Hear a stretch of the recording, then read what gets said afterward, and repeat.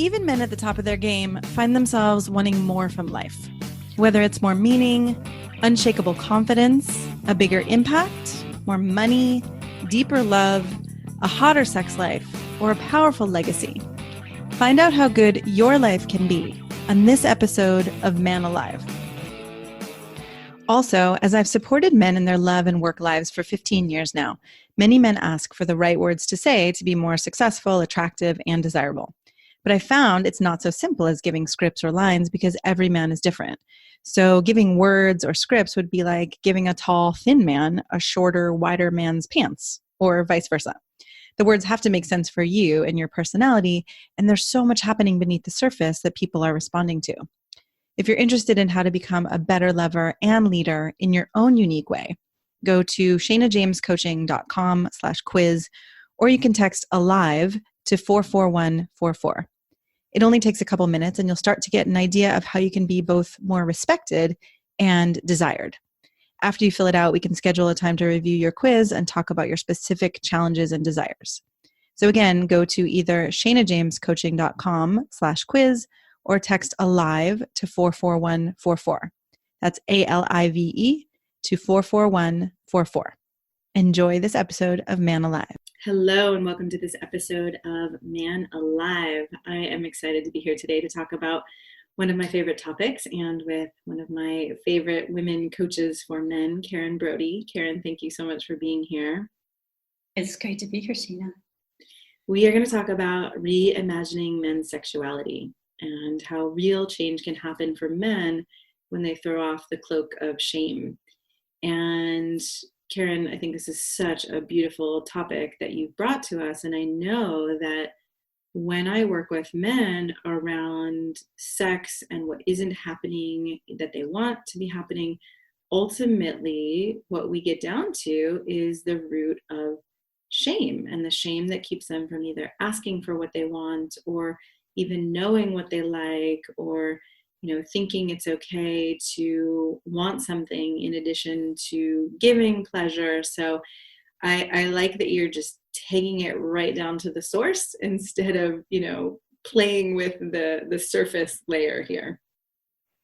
I love that you said that, taking it to the source, because that getting there took me about 20 years. Mm-hmm. Yes, I think like a lot of counselors or coaches, I thought, if you worked on the behavioral stuff, like, teaching men how to give women more of what they actually want romantically, it's actually that ultimately the sexual relationship would sort of resolve itself. Yeah. But I know you know this too, that if at that deeper layer, what you're dealing with is a man who feels like somehow he doesn't deserve to have a great sexual relationship, or there's something like inherently wrong with him, all of the actions that he makes toward his woman really aren't going to have the right kind of effect. Yeah. It's so true. So true. Okay, so that's a good teaser. let me read your bio. And so men who haven't heard of you can get more of a sense of you, and then let's dive in from there. Okay. So Karen Brody is an amazing coach for men, and for more than 2 decades, she's helped successful men reclaim their masculine power to become the kind of leaders and lovers they've always dreamed of being. And what she believes is that you can have the great sex, respect, and love you deserve without having to bargain or compromise who you are and what matters to you. And she's witnessed hundreds of her clients achieve this level of personal success in every area of their lives, time and time again. It's Karen's passion to empower you and set you free so you can live life on your own terms and unlock your hidden potential. And she believes that you absolutely possess the elemental masculinity that a woman craves. And she teaches men to unleash that energy and its power in ways that are irresistible to the world and to your woman. Beautiful. So let's keep going from what you said. If a man is trying to learn how to pleasure a woman or how to meet her, whether it's sexually, emotionally, sensually, like you said, if we don't get into the root of what's going on for him, the way he brings either the desires or the requests, it starts to, it doesn't work because it comes with either apology or a sense of, this might not be okay, but I'm gonna try it. I'm gonna fake it till I make it. And so, I'm wondering if we can start with, first of all, what's your sense of reimagining sexuality for men from a place that's not coming from that shame? I think what you mean is, what might that look like, or what steps might a man take? Yeah. Maybe we can start with wherever you want. I was thinking what it would look like first, and then we can talk about how to get there. But wherever you want to start is okay. I think the biggest issue is that so many men haven't gotten in touch with who they actually are sexually. And that word actually is really important. So they have this idea about themselves that they picked up from sort of like the cultural wave of masculine shame, which is, we're all about the sex. Yeah. And so, that limiter has prevented them from really going deeper and asking themselves, who am I really and truly sexually? Yes. What is this sexual impulse of mine all about? Mm-hmm. And a woman can smell that from a mile away. I mean, what we're doing is sensing into who are you and where are you coming from? And that determines how we feel about your invitation. Yes. So without having journeyed into this deeper place of who am I sexually, a man can be coming from a rather shallow place, and not because he's a shallow person. That's such a great distinction, right? Just because he's coming from a shallow place doesn't mean he's actually a shallow person. But like you said, there's so little support for exploring the depths of who you actually are. Mm-hmm. And I think his deeper desire is, of course, to get to this more profound place sexually. Mm-hmm. But first he feels like, wow, I need you to give me permission to get there. I need you to open that door often enough that I can finally journey into this deeper place. But because of women and how they are and how they test, what we feel from the man is like, no, the offer you're making is not that interesting. Right? I laugh, but it's sad, right? It's not that funny, but I can feel that place of where the two genders get in this, lockdown. Exactly. Great word. Yeah, right. For where we are right now in the world too. Yeah. And I think that, most women don't know why they're saying no. Uh-huh. Imagine if you and I, asked 100 women on the street, they just say, I don't know, I don't feel it. I don't feel it. That's exactly what they say. I just don't feel it. Right. And so many of my clients' wives are saying, I don't know what it is. I think it's me. I just don't feel sexual with you. Yeah. And I think not only does it have to do with the invitation, but it has to do with where he takes her. Again, if you're not coming from the deepest place within you, your capacity to journey is limited. Yeah, and I wonder, I think for some men, they can imagine the journey. For others, I think they maybe don't even know what's possible, right? Like that sex isn't just a physical act of pleasure and release and, feel good. Like the depth of what's possible in a sexual relationship, the playfulness, the ecstasy, the merging, the healing, the playing with different archetypes and surrender and domination. Like, I think that sense, that picture isn't always even clear. Exactly. And you're saying that then triggers this other idea for me, which is, and if I go there, if I go to that depth, right, that deeper emotional exchange or even spiritual exchange, then I somehow have to let go of the raunchiness of who I want to be and express sexually. That's what you think that men think if they go there, they're going to have to let go of the raunchiness? The raunchiness, yeah, I do.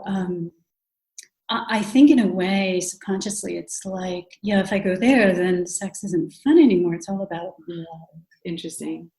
Yeah, and I think you can be as dark and raunchy as you want to be if you know where you're coming from. Totally. Because then you are the container that feels to her like, infinite space and possibility. Right.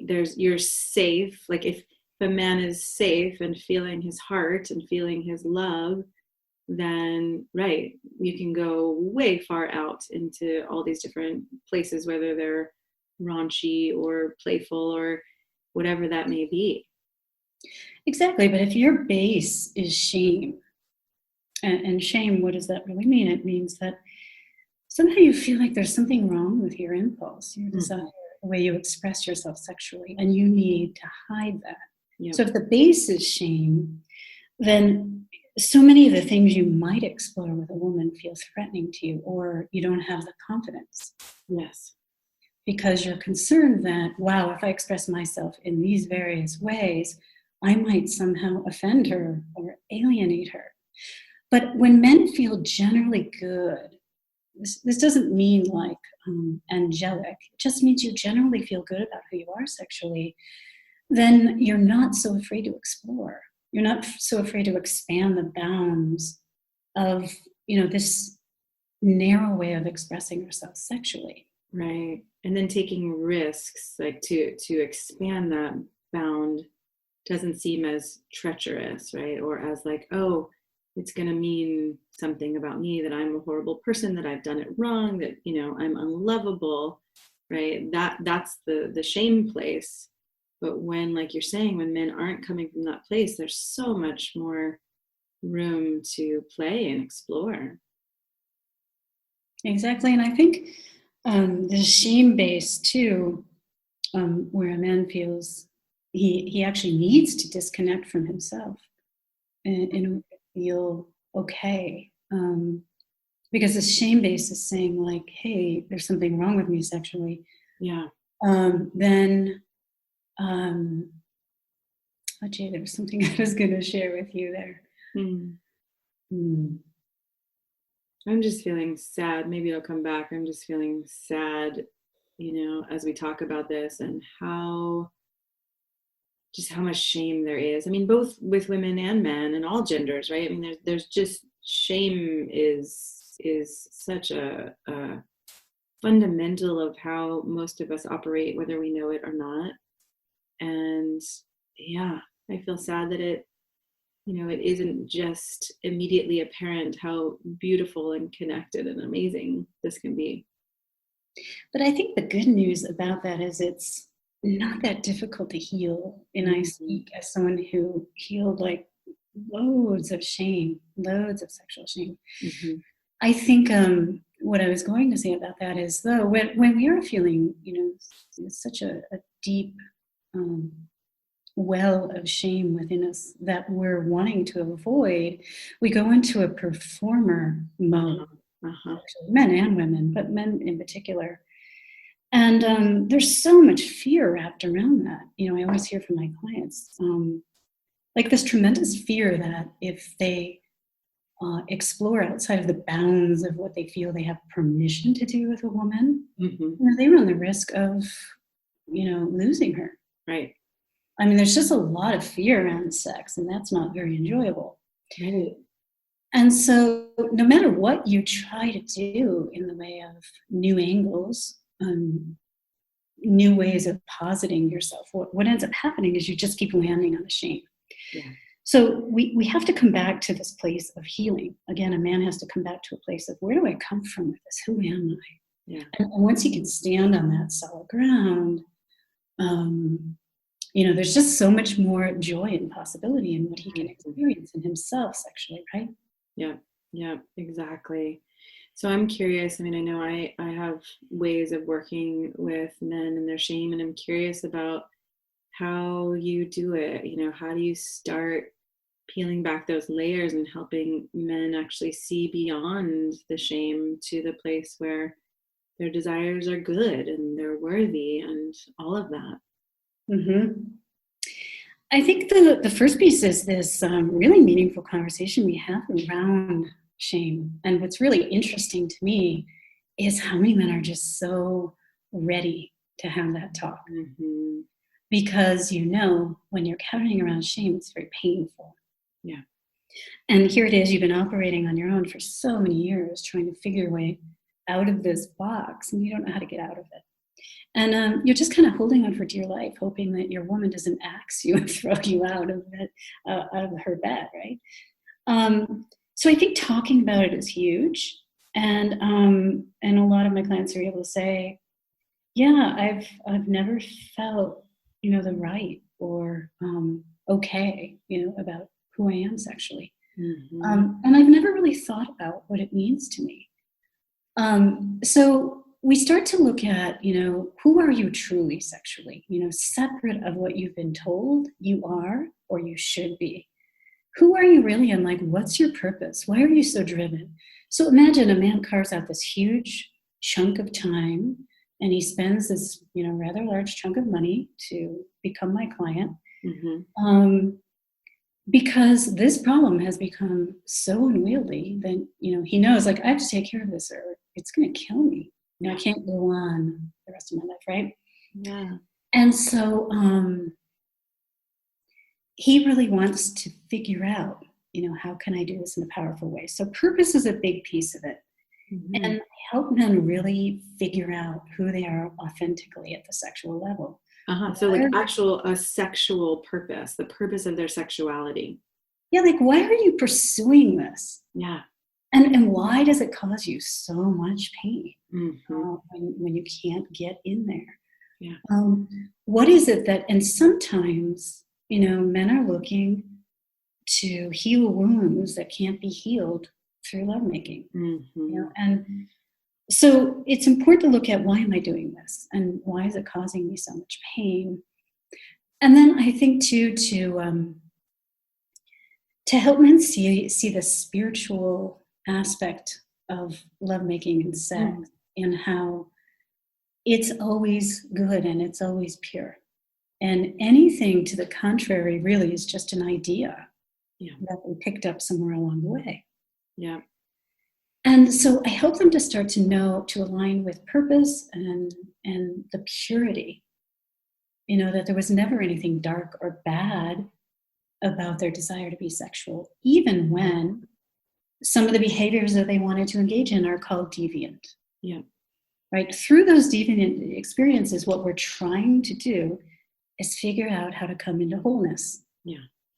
Yeah. And I often say to men, like, some of the desires or some of those deviant ways, some of them we may never act out. Some men have rape fantasies and domination fantasies, and some of those may not be appropriate to act out, but innately it doesn't mean they're bad or wrong. And I often say to men when they let me know that women have not appreciated their sexual desires, it's like, well, that it still doesn't make them bad or wrong. It just means there's not a match there, right? That doesn't make your desire bad because someone else actually doesn't have that same desire. Exactly. Mm-hmm. Yeah, and I think it's important to explore what our desires are about. Yeah. And like you said, there are some fantasies that are not appropriate to act out on. But being able to accept that they're just part of this rich world of sexual like mental exploration, and accepting that is so huge. Yeah. Because there are men who will walk around thinking that because I think about other women outside of my partner, or because I think about raping a woman, means that I'm somehow sexually bad and wrong. Yes. When in fact, I imagine most men have rape fantasies and women do too. Yeah. Yeah. Yeah, to feel that sense of power, which I love also that you started to get into the why, right? I think we can have these physical desires, and 5 people could have the same physical desire for 5 completely different reasons. If I want to dominate you, For some, it might be, I get to feel powerful. For others, it might be, I get to feel wanted and lovable. And right. So I love that deeper exploration of why is this fantasy important for you? Mm-hmm. Yeah, I can remember, oh my God, I've been through so many journeys in that way. I mean, there was a time when it was important for me to feel dominant in bed. Mm-hmm. And now that is so strange to me because I've learned like my organic way of being is much more submissive. Mm-hmm. But I needed to make that passage because it was the way, or one of the ways, that I healed my shame. Yes. And it was the only way I could make love at that time Mm-hmm. because that's how I felt safe. And this is the case often for women who have been sexually abused. Mm-hmm. We have to be in charge. So, as a man, you may be passing through something. And if you can inquire about it, be with it, accept it, you may find that a year or two down the road, that fantasy doesn't turn you on at all. Right. That's fascinating too, right? For people to know, just because you discover a fantasy now or a way that you like to be sexual now, it's not like that's your blueprint forever, right? That we get to continually be in discovery of, and how about now? And how about now? And then I'm curious because you work a lot with men who are in relationship, in couples, right? To me, one of the most powerful pieces of healing is actually being able to navigate that together and to talk about it and to open and heal together. How do you support men to do that? Well, what I keep seeing happening, and when I come down to the bottom here of talking about shame, is that when my clients go to their partners and they say, "Hey, I want more sexual intimacy with you," rather than this being sort of a wham bam, "Thank you, ma'am" experience, I really want something deeper. Mm-hmm. And the women often respond with, I don't, and I don't have the energy, and I don't know how to satisfy you. Yes. And women use ways of shaming men around this. Yep. By saying you're too much, maybe you need to find another lover, things like that. Mm-hmm. And this is because a man hasn't dropped his roots yet around his sexuality. So he's asking her to give him something that he needs to experience, when really what he needs to do is claim it in himself. Woo, okay. I'm just like, I'm just having a full body reaction, right? I'm sure for so many men, their worst fear is I'm going to go say to my partner that I want this, and then she's going to reject me or say I don't have the time or the energy. And right. And so what you're saying is that where he's coming from is not, when you say roots, say more about that. Well, I feel like when your base is shame, you're unrooted, right? Yeah. You're externally orienting to your sexuality. Mm-hmm.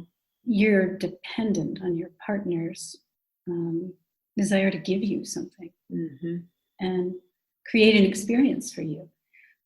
But when you have sexual roots, you're a sexual being unto yourself. Yeah. You may desire her, but you're this ecosystem, sexual ecosystem. You know how to enjoy and contain sexual energy and be that energy. And so when you say to her, like, I want to take this deeper, that has a really compelling feel, because this is a man who's really connected to who he is sexually. Yeah. When a man goes to his partner and says, we don't do it enough, and I want more of this and that, it just sounds to her like this whiny complaint. Wah, wah, wah.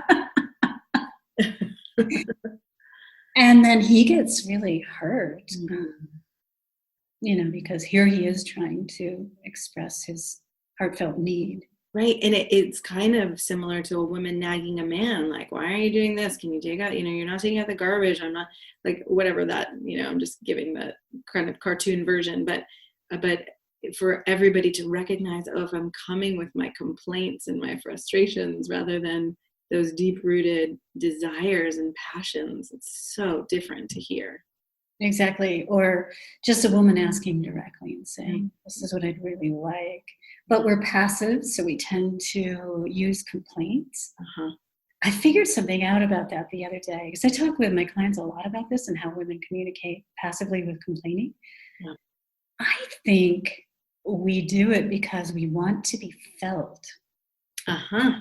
It's like we want you to know, I'm in pain. I'm suffering over here. Yeah, I need something. And so we dram it up, right? Yeah. By making it almost critical. Yeah. But for men, when you're not rooted in this way and you don't know who you are and you don't know what you stand for, then it just feels like you're asking permission. And the reason that doesn't work with us is we need to be with a man who is clear, who knows what matters to him. And we need to feel like you're bringing something that's like, it's deep and rooted. Again, that word rooted, but it's deep and rooted in you. I'm kind of wondering if we can maybe even just take a minute to look at, like, why do you think women need that? Because I think that would help men understand more about bringing it rather than just like, ugh, all right, this is what I'm supposed to do. Well, we don't want to be experimented on, Mm-hmm. I feel like men who aren't grounded in this way and have this base of shame, they're just sort of trying things out. Right. And then we're not human over here as women. We're not being, connected with and attuned to and co-creators. It's like we're more objects. Yeah. And the opposite here is like, we're not asking you to know everything. See, Right. that's what men think. Men think, oh, well, I have to know how to ring every bell. That's not it. No. We want you to know yourself. Mm-hmm. Know who you are sexually. Know where you come from. Know what you're bringing. Like, what's the gift you want to offer here?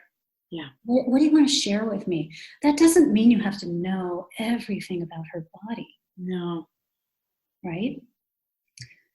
No, in fact, I think of it, like a dance where when it could be a man or a woman, let's say, like the masculine is leading, it's not like he always knows exactly what the next step is or what the next move is, but he's paying attention to her body and her breath and her motion, and right, it's much more like a dance than okay, here's the chart of A to B to C to, to D.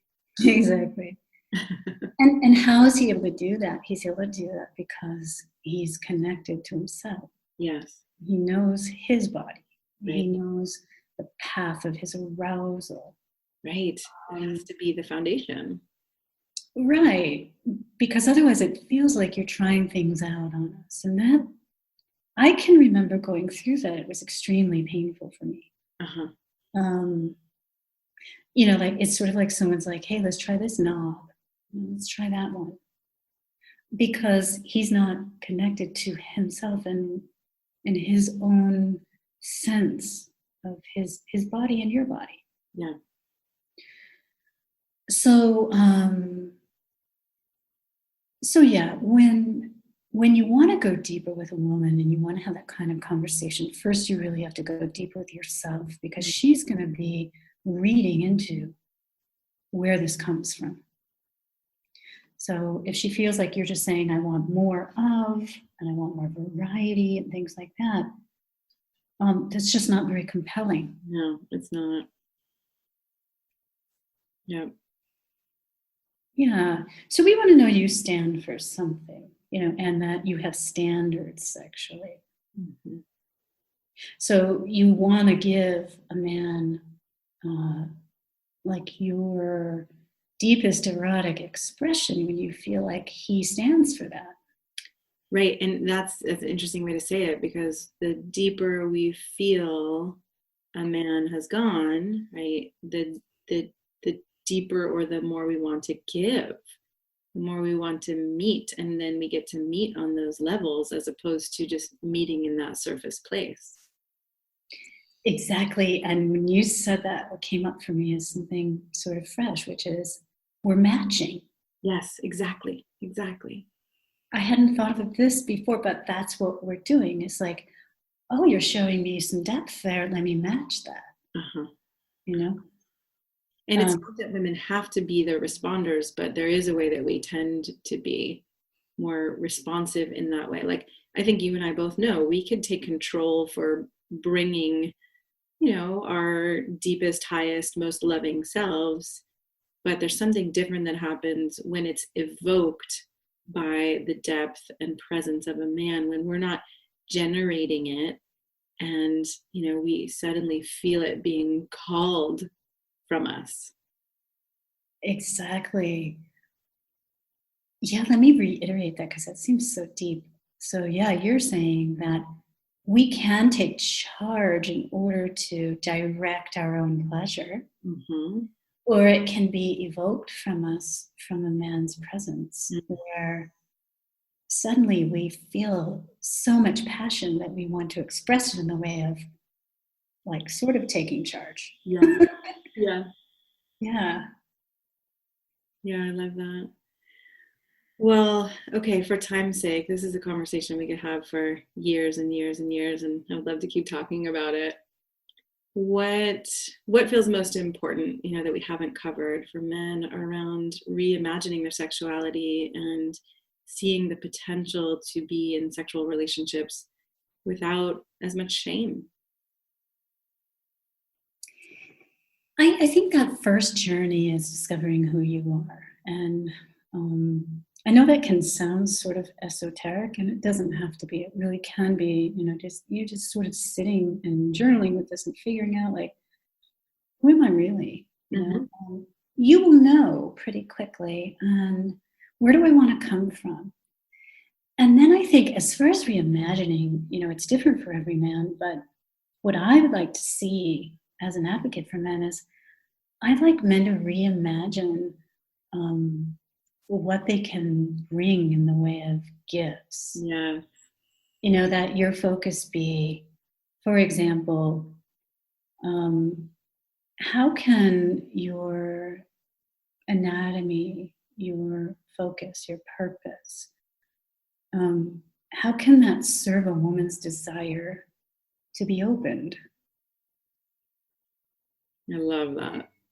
I think if men were to focus even just solely on how their attention and what they do sexually can open a woman into a greater experience of herself and her heart and her love, Mm-hmm. they would have such a deeper experience of themselves as lovers. Yeah. Rather than the idea of just giving her orgasms. Right. And it goes beyond this place of where sometimes I hear men say, like, ugh, but why do I have to do the work, or why do I have to be the one to initiate? And that just comes from this place of usually more collapse or defense. But when you can start to feel the joy and the potential of pleasure and intimacy in evoking that and calling that out, right? That's more like that interdependent state where we're actually in this together, we're playing together versus one of us has work to do and the other one, I don't know, there's just more like a mopey feel about the former. Right. And when I hear men say that, and I hear it often, it's coming from a place of, I'm still on that performer plane. Yes. And it feels to me like it's so risky here. Like she gets to judge me and potentially criticize me because I'm the one putting on this performance. And what they haven't realized yet is the power in their complementary nature. Mm-hmm. And what she truly wants that's so much deeper than, his performance. Bam, mic drop. Oh, thank you so much for having this conversation and for being such an advocate for men. And I appreciate you, what you're doing in the world. Thank you. I really enjoyed speaking with you. I appreciate you too. Thank you. I'm so glad you joined us for today's episode of Man Alive. I hope you enjoyed our conversation and it gave you something to consider and explore in your life. If you like what you heard, I'd be so grateful for you to subscribe and write a quick review that helps men like you find us. And again, head over to ShanaJamesCoaching.com/quiz or text the word ALIVE, ALIVE, to 44144 to get a sense of how you can become a better lover and leader. You'll start to see how you can be both more respected and desired in your unique and genuine way. If you don't feel as confident or as excited about life or love as you'd like to be, this quiz is a really great starting point and will guide you toward a more passionate love life and a more inspiring and successful career. So again, text ALIVE, ALIVE, to 44144 or head over to ShanaJamesCoaching.com/quiz. Join us each week for a new episode of Man Alive.